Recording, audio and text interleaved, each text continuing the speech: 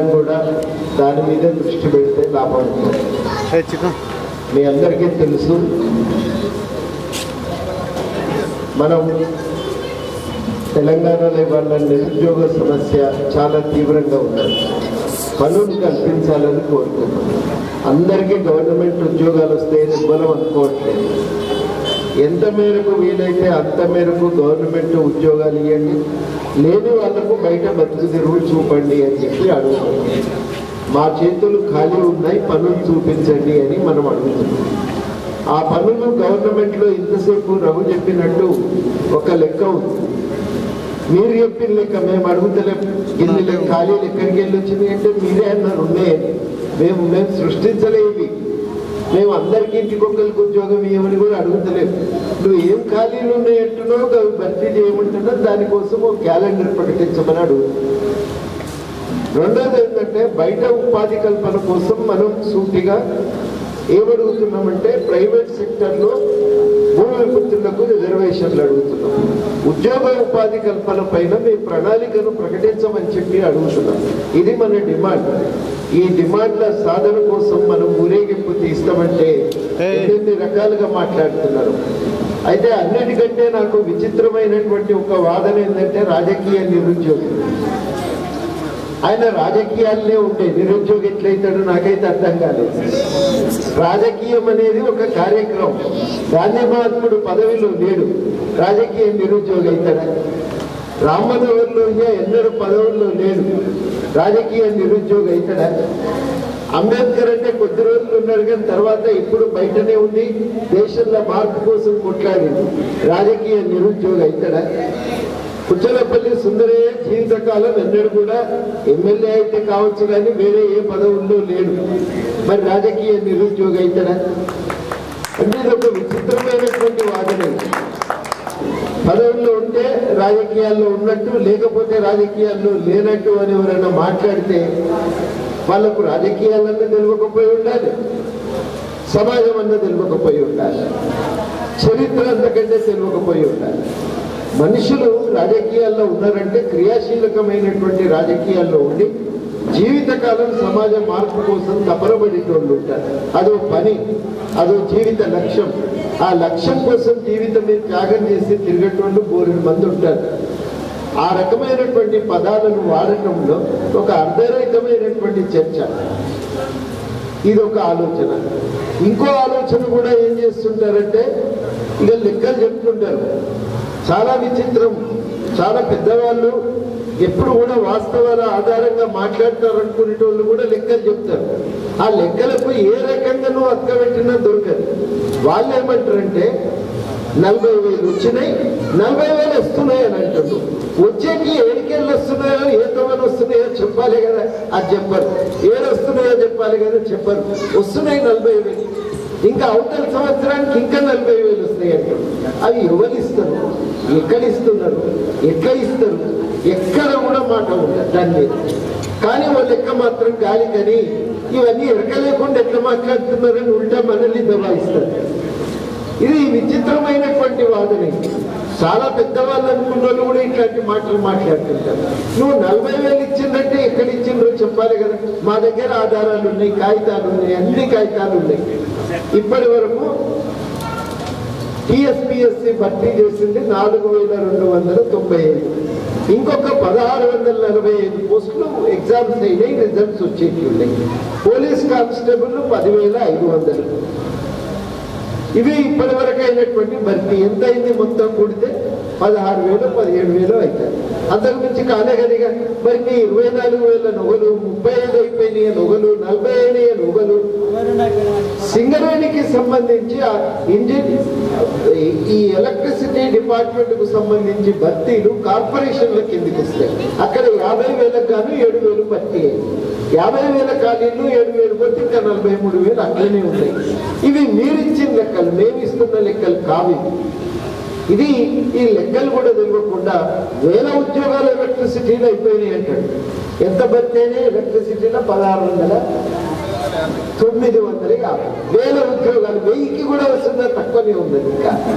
కానీ 1000 ఉద్యోగాలు వేల ఉద్యోగాలు అని చెప్పి రాసి పారేస్తారు, లెక్క అంతే. ఇంకా వేలు వచ్చేట్లు ఉన్నాయట. మీకు డిపెండెంట్లకు ఉద్యోగం ఇస్తామంటున్నారు, అవి కూడా దీంట్లోనే కలుగుతారు. రేపు మేము చేసే ఆలోచనతో ఉన్నామని ఒక ప్రకటన వస్తుంది, అయిపోయినాయండి వచ్చిన ఉద్యోగాలని అది కూడా రాస్తారు. అంటే ఇట్లాంటి ఒక విచిత్రమైనటువంటి వాదనలతో మనల్ని ఉల్ట వాస్తవాలు తెలియనట్టుగా మాట్లాడతారు. ఇప్పుడు నేను చెప్పిన లెక్కలండి, గవర్నమెంట్ చెప్పిన లెక్కలు. ఈ లెక్కల ఆధారంగానే మేము ఏమడుగుతున్నామంటే ఈ ఖాళీల భర్తీకి చర్యలు తీసుకోమని అడుగుతున్నాం. పోలీస్ కానిస్టేబుల్ నోటిఫికేషన్ ఎప్పుడు వచ్చిందండి? డిసెంబర్ 2015లో వచ్చింది. డిసెంబర్ 2015 వస్తే 2017 ఫిబ్రవరిలో భర్తీ అయిపోయి రిజల్ట్స్ వచ్చిన ఇంకా అపాయింట్మెంట్ లెటర్ రాలేదు. ఎన్ని నెలలు అంటే దాదాపు 14-15 నెలలు. మరి గవాటికి 15 నెలలు పట్టే పని అయితే మిగతా పరీక్షల సంగతి ఏంటి? మరి నువ్వు నోటిఫికేషన్ ఇప్పుడు మొదలు పెడితే ఇదే 15 నెలలు అనుకుంటే ఎంత సమయం పడుతుంది మీరు ఆలోచించండి. అంటే ఆలస్యం చేస్తే ఈ 2.5 ఏళ్లలో ఉద్యోగాలు దొరికే అవకాశం లేనే లేదుగా. అందుకనే మనం ఆలోచన చేయకండి, మీరు ఆలోచించండి అని అంటున్నాం. ఇంకో మాట ఏమంటుందంటే మరి ఇదివరకు గవర్నమెంట్లు ఇచ్చిండ్రా అని అడుగుతున్నారు. ఇవ్వలేదు కాబట్టే కదా తెలంగాణ కొట్లాడి తెలంగాణ తెచ్చుకుంటే అప్పుడు 4 ఏళ్ళు పాయ్, ఇప్పుడు 2.5 ఏళ్ళు అయిపోయాయి. 6-7 ఏళ్ళు అంటే ఏంది లెక్క జీవితంగా? అప్పటికి ఎంఏలో చేరి ఎంఏ అయిపోయిన పిల్లగానికి ఇప్పుడు 30 దాటుతుంటాయి. అప్పటికే ఎంఏ అయిపోయిన పిల్లగానికి ఇప్పుడు 40 దాటుతుంటాయి. 45 ఏళ్ళు దాటితే ఉద్యోగానికే పనికి రావా? ఏం చేయాలి నువ్వు? అంటే ఇవన్నీ ఆలోచన కూడా చేయరు, మాట్లాడతారు అంతే. ఇక మనం అనాలి కాబట్టి ఏదో ఒకటి అనుడే కానీ ఆలోచన లేకుండా మాట్లాడితే నేను కూర్చొని చూస్తుంటే నవ్వొస్తుంది ఒక దిక్కు, ఇంకో దిక్కు కోపం వస్తుంది. ఎందుకంటే పెద్ద మనుషులు గట్లా మాట్లాడదు, ఆలోచన చేసి మాట్లాడాలి. మనం కూడా తొందరపడేమని లేదు. ఏమేమి జరిగితే న్యాయం అవుతుందో చెప్పిన వాటిపై చర్చ చేయొచ్చు. ఇన్ని ఉద్యోగాలు ఉన్నాయా, ఈ పద్ధతిలో భర్తీ చేయాలి అంటున్నారు. లేని వాళ్ళకి పద్ధతిలో బతుకులను చూపించాలి అని అడుగుతున్నాను. చర్చ చేయి, నేను చెప్పిందే కరెక్ట్ అంటలేదు కదా, నువ్వు మాట్లాడచ్చు కదా. ప్రైవేట్లో రిజర్వేషన్స్ అంటున్నావు, మాట్లాడుతూ అవునంటావా కాదంటావా చెప్పు. ఒక ఉద్యోగ ఉపాధి కల్పన పైన ఒక కార్యాచరణ ప్రణాళిక అంటున్నావు, అయితే దాకా చెప్పు. ఇప్పటి వరకు అడిగిన ప్రశ్నలకు సమాధానం రాలే, అన్నీ వచ్చినాయి కానీ ఆ సమాధానం మాత్రం రాలే. ఇంకా ఏమన్నట్టున్నారు కానీ ఆ సమాధానం మాత్రం చెప్తలేదు. నీకు తెల్లెంటికలు ఉన్నాయని ఒక ఆయన, నేను ఉద్యోగాలు ఎన్ని ఇస్తారు ఎప్పుడు ఇస్తారు అంటే నీకు తెల్లెంటికలు అంటే ఏం సంబంధం చెప్పుకుంటున్నాను అంటే అట్లాంటి సమాధానాలు వస్తున్నాయి. అందరని కాదు, నేను చెప్తున్న ఉదాహరణకి ఆ తరహాల సమాధానం. నీకేం పని లేక అడుగుతున్నావు, నేను అడుగుతున్నా కార్యాచరణ ప్రణాళిక అడుగుతున్నా, నీకేం పని లేదు కాబట్టి అడుగుతున్నా. ఏమన్నా అర్థం ఉన్నది సమాధానాన్ని? మనమేం అడుగుతున్నామంటే ఇగో గిన్ని ఖాళీలు ఉన్నాయంటున్నాం, మీ వెనకాల ఎవరు ఉన్నారంటాడు. ఏమన్నా లిగునదా దీనికి దానికి? ఇగో గిది జరుగుతున్నటువంటి చర్చ. ఇట్లాంటి ఒక విచిత్రమైనటువంటి చర్చ మనం ఎక్కడ చూడము. అడిగిన ప్రశ్నకు సూటిగా చర్చ చేస్తే ఆ చర్చకు పరిష్కారం వస్తుంది కదా, పరిష్కారం రాదు. ఇంకా గట్టిగా అడిగితే ఏమంటారంటే అగో రెచ్చగొట్టే మాటలు మాట్లాడుతున్నాం. ఇల్లేమన్నా నేను ఇంతసేపు చెప్పిన లెక్కలే కానీ రెచ్చగొట్టే విషయమే లేదు. ఆ రెచ్చగొట్టే మాటలు మాట్లాడుతున్నావు. నువ్వు ఏమన్నా నువ్వు ఇవే సమాధానాలు ఉంటే ఇంకో సమాధానం మాత్రం ఈ నెల నుంచి మీరు దేవుడు అయినా కనుక మీకు దొరకదు. నేను చెప్తున్నది దేవుడు అన్నా మీకు ఇంకో సమాధానం దొరకదు, మీరే వెతకండి. ఇంకా గట్టిగా అడిగితే ఆఖరికి ఇంకొక సమాధానం ఏముంటుందంటే అవి ఆడ కూర్చున్న వాళ్ళకన్నా ఎరకలేదు అని మీరే చెప్పన్నా. ఇది ఒక్కటిగా అంటే ఈ రకమైనటువంటి చర్చ ఎందుకు అవసరమైంది? తెలంగాణ అభివృద్ధి కోసం మేము ప్రయత్నం చేసి మాకు తోచిన స్థాయిలో మేము కూడా ప్రయత్నం చేయాలని వస్తున్నాం. విద్యార్థి యువజనుల ఆవేదన చూడలేక మేము కొన్ని ముచ్చట్లు మాట్లాడుతున్నాం. నిజంగా వాళ్ళ మనసులో ఉన్న ఆవేదనలో గూడుగట్టుకున్న బాధలు మేము సగం కూడా మాట్లాడతాం. నిన్న ఓ పిల్లగాడు తెలంగాణ యూనివర్సిటీ అబ్బాయి చెప్తున్నాడు మాకు, అసలు నువ్వు నోరు తెరిచి గట్టిగా మాట్లాడుతుంది సార్, మాట్లాడకపోతే గిరికి వచ్చింది అంటే నేను దురుద్దేశంతో చెప్పట్లేదు ఆయన.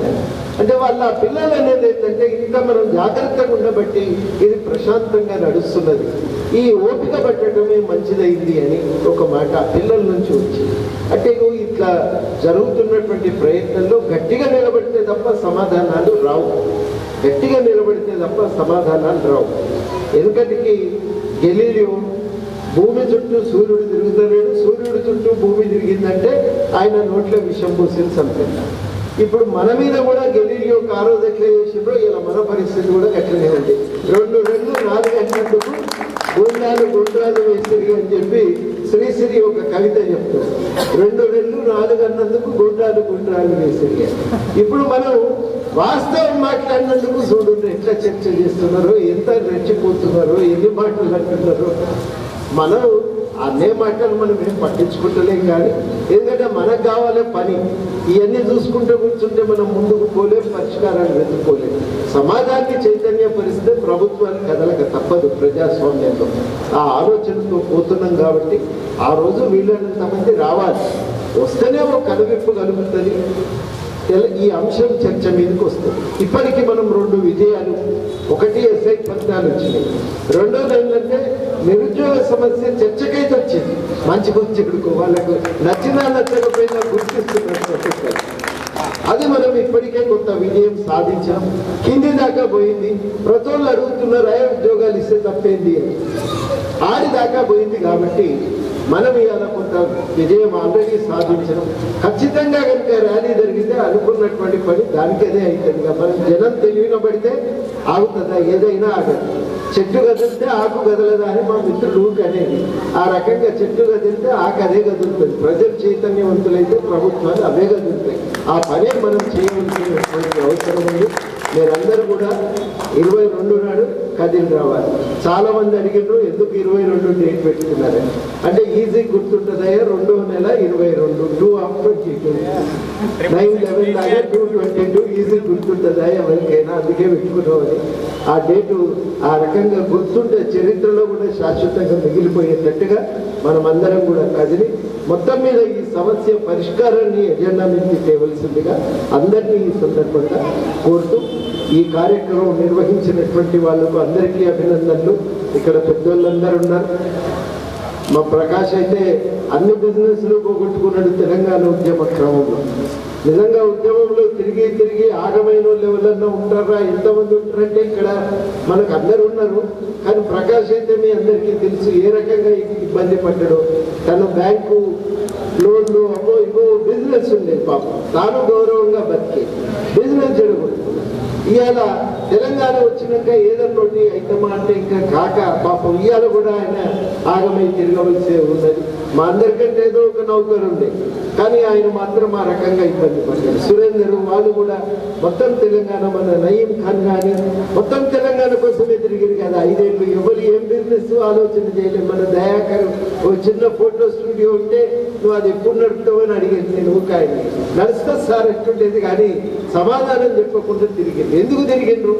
ఇవాళ ఒక ఆయన ఎవరు చిన్న నోటు పంపించిండ్రు ఇంటర్నెట్లో. ఎందుకు తిరిగిండ్రు అంటే మేము ఏదో ఎమ్మెల్యేలమవుతాము ఎంపీలమవుతామని కాదు, తెలంగాణ వస్తే బతుకు దొరుకుతుంది. అదే ఆశతో తిరిగి ఇవాళ బతుకు తెరువు కోసం మనం గట్టిగా అడగక తప్పదు. దానికోసమే కొట్లాడుతుంది. తెలంగాణ వచ్చినాక అది రాకపోతూ ఉంటే ఎట్లా నడుస్తుంది చెప్పండి? అది రావాలి కదా, దానికోసమే మనం కొట్లాడుతున్నాం. ఖచ్చితంగా అందరూ కదిలి వచ్చి ఈ కార్యక్రమాన్ని విజయవంతం చేయాలని కోరుతూ సెలవు. జై తెలంగాణ.